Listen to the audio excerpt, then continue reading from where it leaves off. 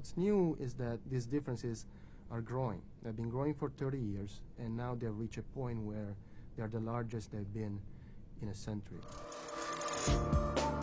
I'm David Rode, and we're here today with Professor Enrico Moretti to talk about his new book, The New Geography of Jobs. It's a great and sort of disturbing book about the sweeping changes that are going on in American communities. And Professor, I first wanted to ask you, what does this mean, the new geography of jobs? You talk about what's occurring as one of the most important developments in the U.S. in the last 30 years. What is changing in America? Well, we tend to think of the American labor market as one integrated labor market. But the reality is that in the U.S. today, there are three increasingly different economies.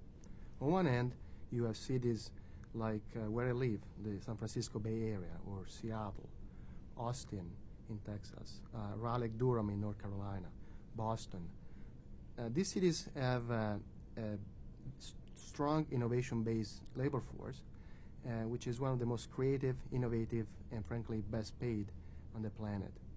At the other extreme, you have Rust Belt cities like Detroit, Flint, Cleveland. They've been struggling for decades, and they have a shrinking population and falling economic prospects.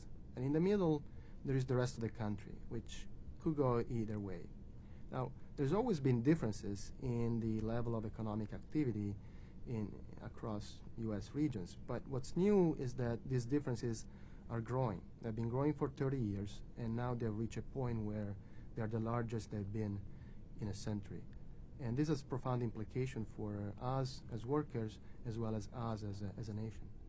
And you talk about education as being a sort of critical force in all this. Do you see a great divergence in terms of education levels as well? Yes.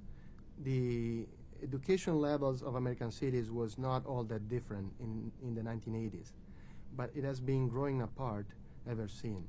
So today, if you look at a city like Washington, D.C., or San Francisco, or Boston, or Austin, in that city you have about 5 times the number of college graduates per capita that you see in cities like Flint or El Paso or other cities in the South. Now, this is a stunning difference. It's much larger than the difference that you see between the U.S. as a whole and poor developing countries like Peru.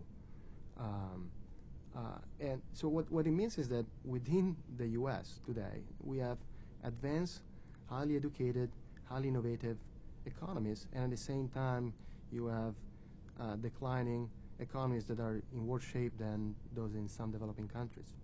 The unemployment insurance system provides no incentive for workers to relocate to a stronger labor market.